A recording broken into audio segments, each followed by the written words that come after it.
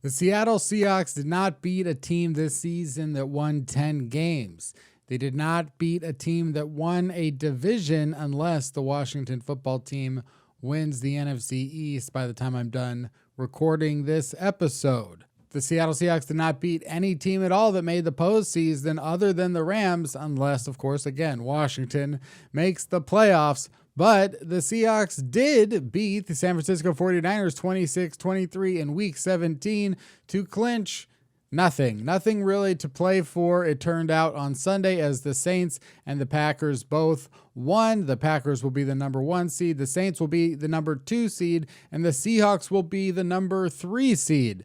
This is something that wasn't necessarily necessary, but the Seahawks earlier in this season went for a win against the Arizona Cardinals in overtime. And in that situation, the Seahawks could have played for a tie, even a probable tie.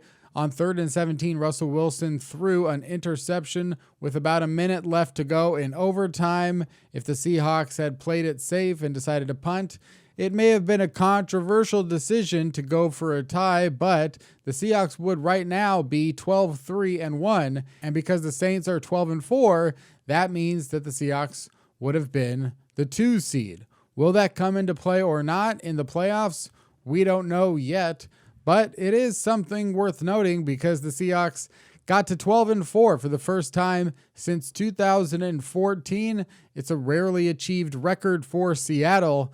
And yet it didn't really matter that much because the winner of the NFC East was not at all good, it turns out. And the LA Rams, the San Francisco 49ers, and the Arizona Cardinals didn't present as much of a challenge in the NFC West as many had predicted. In fact, the NFC West as a whole, as a division, other than the fact that they are sending a wild card team to the playoffs barely, as the Rams scraped by the Cardinals on Sunday with both teams playing their backup quarterbacks, one for the entire game and the other for the majority of the game. No other team in the NFC West other than the Seahawks looks very formidable this season, and it turned out the Seahawks would be the 3rd seed in the NFC. It's obviously not as relevant as many would have predicted had you said before the season that the Seahawks would have beaten the 49ers in the final game of the season and that they would have completed a 4th quarter comeback in order to do it, and that Russell Wilson has a great 4th quarter and,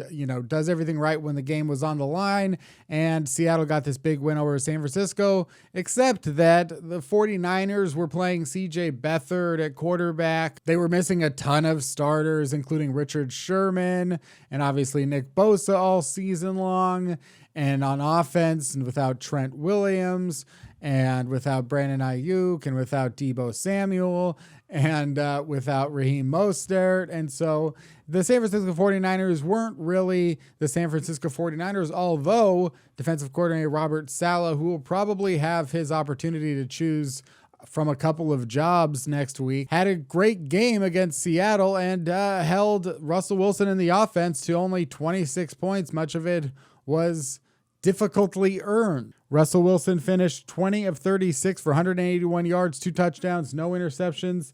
Chris Carson, 11 carries for 44 yards. Alex Collins, 5 carries for 29 yards, and that touchdown. Russell Wilson had 5 carries for 29 yards, and Rashad Penny, warming up for the playoffs, 6 carries for 19 yards. Seattle's big play weapon was, for the second time this season, Tyler Lockett, catching 12 passes for 90 yards and 2 touchdowns on 14 targets. Bunch formation to the left. Wilson on 3rd down. Under pressure. Able to escape. This is what Russell Wilson does there. And now he fires. And that's what Tyler Lockett can do over there sometimes. These are really the plays that Russell Wilson makes that don't get talked about as often maybe as some of the phenomenal things that Patrick Mahomes is able to do or that Lamar Jackson is able to do. These are things that Russell Wilson is able to do that just don't really get discussed that much, I feel like, on the national scale. He should have been sacked, and instead he turns it into a touchdown. Well, just as I say that, of course, the announcer calls it out. Wilson on 3rd down. So we see obviously the Seahawks have a problem on the right side. And I mean, he just puts it where just that guy can get it. Wilson looking on 4th down, lobs one up to the end zone, and the Tyler catch is Lockett's made for very a good. touchdown by Tyler Lockett on his 100th End up reception of the performing season. a lot in a lot of games. Tyler Lockett I don't know why that saves is, the but he's very victory, good. possible victory for the Seattle Seahawks. 4K, these 4K 8K. This His is 8K. second touchdown. I mean, I don't know in why the they're not at fourth quarter, 16K. I feel like here at 16K, State Farm we were getting Stadium that with this Nintendo. This was DK Metcalf's worst performance of the season, if not of his career, catching just 3 of 9 targets for 21 yards. Defensively, Benson Mayowa had 2 sacks and a forced fumble, while Rasheem Green also had a sack and a fumble recovery. 2nd and 10. Beathard hit. Ball comes loose. And Carlos Dunlap. Either way, either side, the Seahawks were really barreling down on CJ Beathard. Imagine if I was the one doing that. Pretend I was the one doing that. Gets his hand right there for CJ Beathard. It's a strip sack, and Justin School, you're saying, oh man, how do you give up the sack? Look, this is his first time out there at left tackle. Very fair. Benson Mayowa, somewhat familiar with the strip sack. Sack is hard to give. It's hard to get 1 sack. That's why the people with sacks get paid. It's hard to get 1 sack. This is in training all my camp. sacks came at the start of the year, but I was playing more. It was more passing situations. We were winning more, and the coaches put me on the field more. It's repetition. It's working together. You can have, like I said, you can have the best guy in the world, and if you're not working together, you're not gonna get sacks. I mean, he might get sacks, but the team's not gonna get sacks. One guy getting 10 sacks, that's just 10 sacks on the team. You're still gonna be bottom of the barrel. So you need everybody to get sacks and everybody in the room to get sacks. So it's all about repetition, working together, man, and that's going to get sacks. I don't care if one person gets 20 sacks, you still going to have 20 sacks. One person, you still going to be in the bottom of the league. So it's everybody. It's a joint effort. It's a village. So we all need to work together. I'm not going to say how good my pass rush is going to be. It's about how can Jay Reed help me? How can Bruce help me? How can Rasheem help me? How can Puna help me? No, those guys. How can they help me to get to the quarterback? How am I going to help them get to the quarterback? And that's what it's about.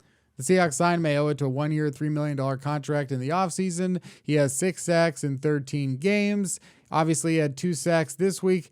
It was his helmet that broke Jared Goff's thumb in Week 16. So it could be Mayowa who has set up Seattle playing against John Wolford in the wild card round next weekend, even if it was accidentally so.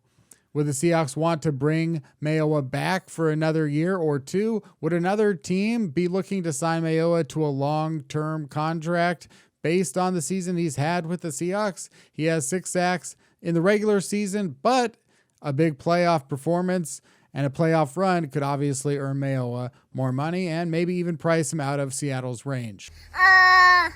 Keep him. Well, throw him back. Why not? What are you gonna? Keep him. And then what? I just want to keep him. What are you gonna do with him? You want to keep him?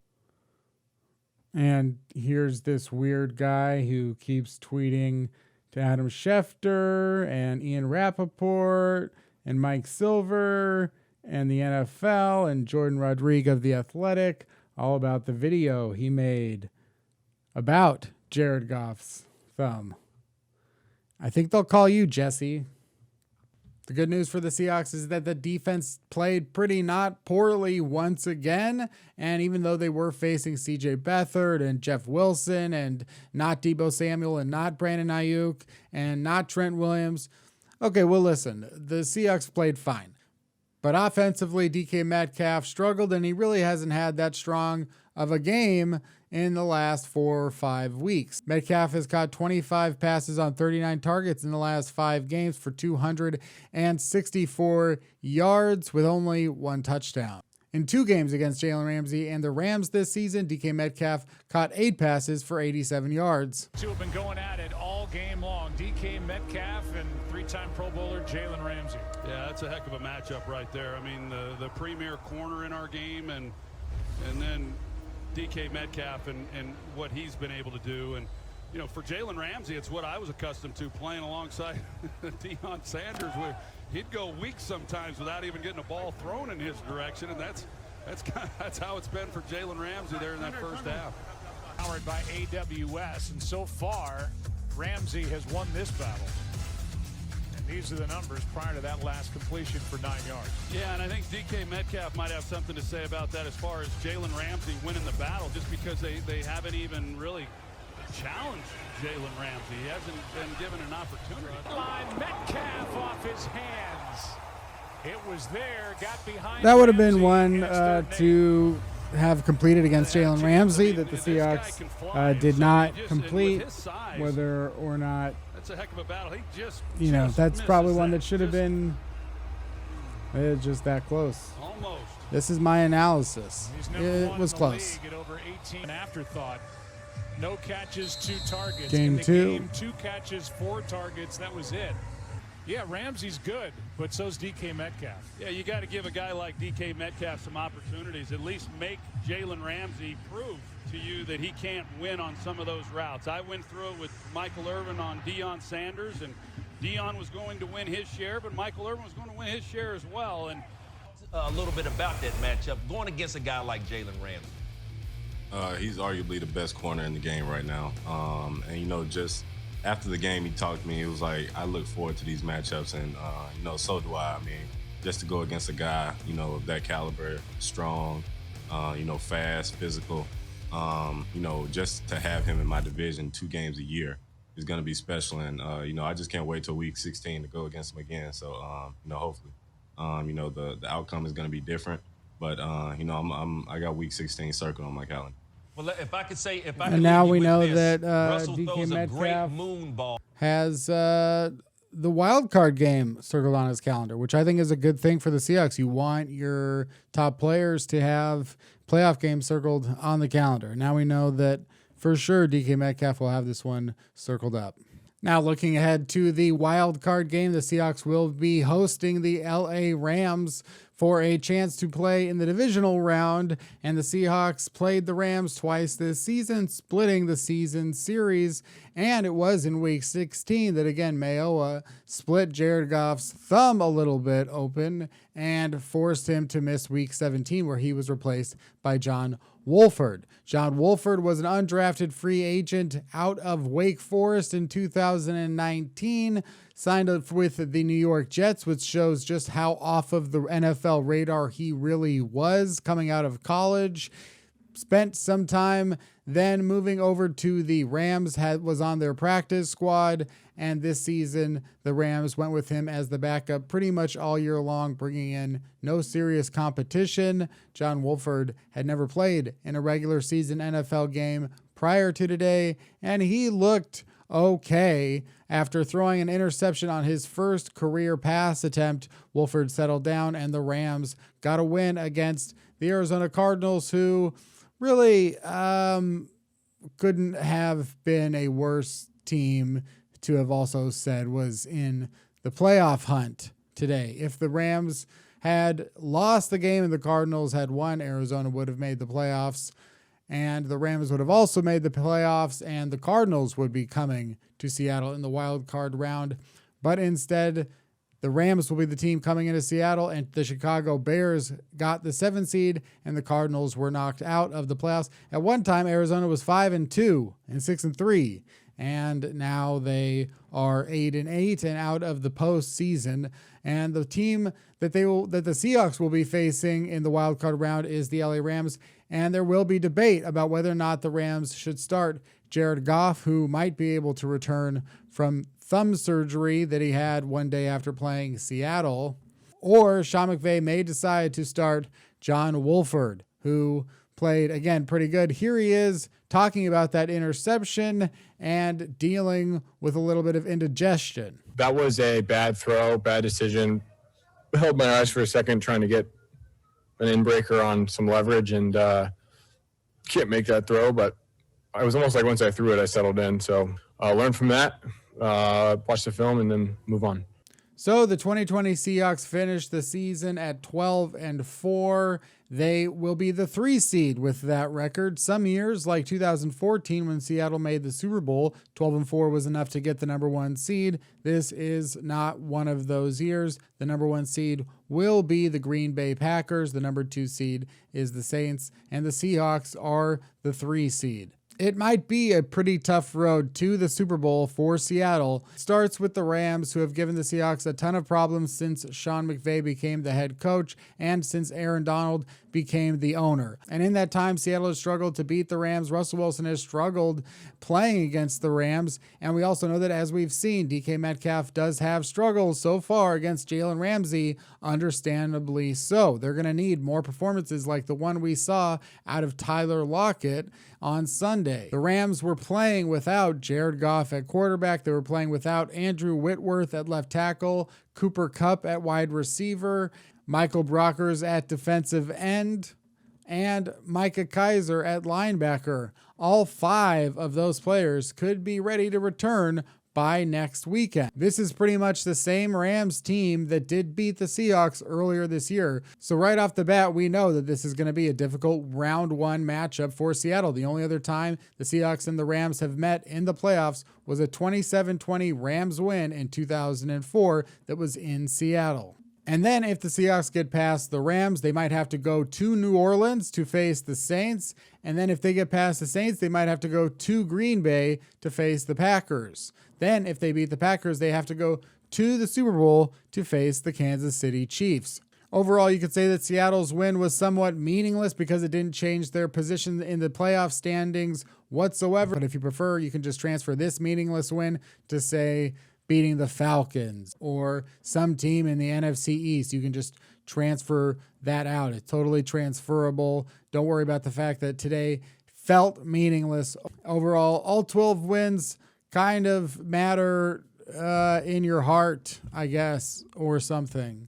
The Seahawks win the NFC West, and they will be hosting a playoff game for the first time in a little bit of a while. So come back next week after the Seahawks play the Rams. I'll be doing another instant reaction, potentially again with Mookie Alexander of Field Goals. Please subscribe to the channel so that we can unlock some features here on the YouTube channel. Check out the links below for the Seaside Joe newsletter, as well as a Seahawks podcast that you can subscribe to that comes out 2 to 3 times per week.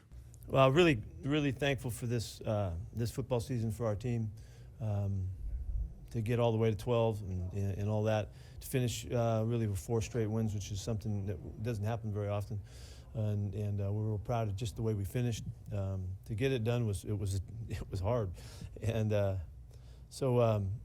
this was it was a difficult day for us. We didn't play the way we wanted to on offense early on. All in all, when it came down to it, we had to win in the 4th quarter, and our guys did.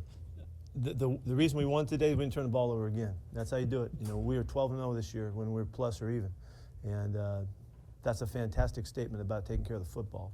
And to get through another game and not give it up just makes all the difference in winning and losing. And so we wound up +1 for the day with a great sack, caused fumble, but that is such an important part of our football, and always has been and always will be. Look at the games that we didn't win. It's crazy.